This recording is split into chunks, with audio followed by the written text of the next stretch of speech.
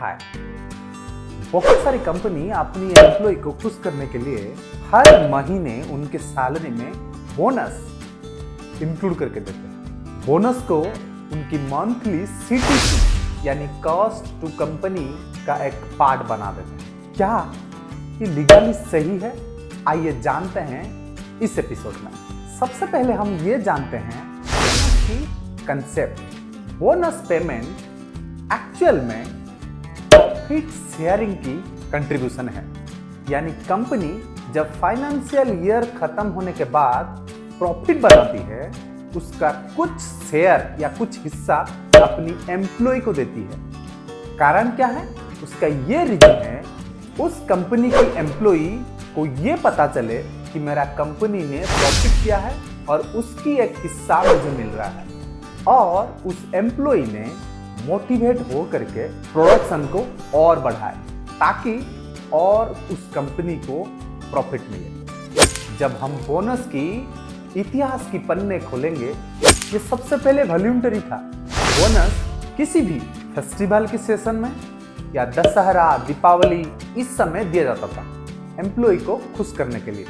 धीरे धीरे अलग अलग कंपनी की एम्प्लॉय ने इसको अपना अधिकार मान लिया और स्ट्राइक करना शुरू कर दिया। उसके बाद 1965 में गवर्नमेंट ने इसको एक स्टैट्यूट बनाया, the payment of bonus act 1965।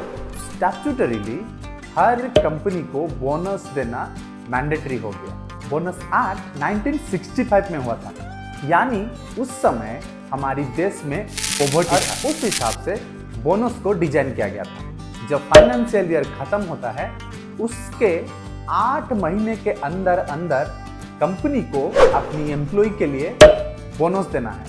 8 महीने क्यों? क्योंकि अकाउंटिंग ईयर खत्म होता है मार्च की एंड को, और उसी हिसाब से 8 महीने के बाद आता है नवंबर महीना, और उसी समय दीपावली, दशहरा ये सारे फेस्टिवल आते हैं। ये एक रीजन है। दूसरा रीजन है उसी समय सर्दी आना चालू हो जाता है। एक एम्प्लॉय उसके लिए या उसकी फैमिली के लिए वूलन क्लॉथ या स्वेटर हो गया, कंबल हो गया, ये सारे खरीदना जरूरी हो जाता है। तो वो बोनस का पैसा उसी जगह पे यूटिलाइज कर देता है। तो हिस्टोरिकली यही सच है। अगर सीधा जवाब हम ढूंढेंगे, इसका आंसर रहेगा नॉट नेसेसरीली राइट। आप बोनस दे सकते हैं, लेकिन हर महीने देना गलत है। क्यों? इसका 2 रीजन है। पहला रीजन सेक्शन 19। सेक्शन 19 ये बोलता है फाइनेंशियल ईयर खत्म होने के 8 महीने बाद, यानी 30 मार्च खत्म होने के 8 महीने बाद बोनस देना जरूरी है।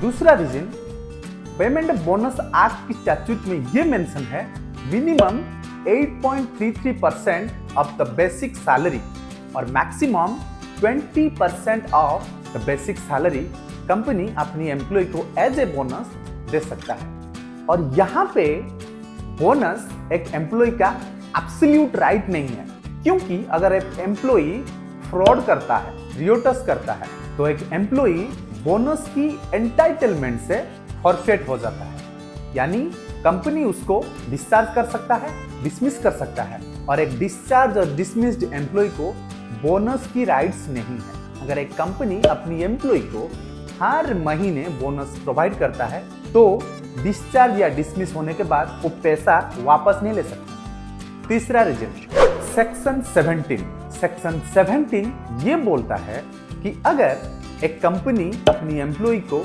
इंटरिम बोनस या कस्टमरी बोनस देती है, तो उसको स्टैट्यूटरी बोनस देने के समय एडजस्ट कर सकती है। अगर हर महीने एक कंपनी अपनी एम्प्लॉय को बोनस दे सकती है, तो उसको एडजस्ट कैसे करेगी? तो इस सवाल का लीगल जवाब यह है कि आप बोनस दे सकते हो एनुअली, मंथली नहीं दे सकते। तो आई होप इस वीडियो से आपको वैल्यू मिलेगी। अगर इस तरह की वीडियो आपकी लाइफ में या आपकी करियर में वैल्यू ऐड करता है, तो आप इस चैनल को सब्सक्राइब कीजिए।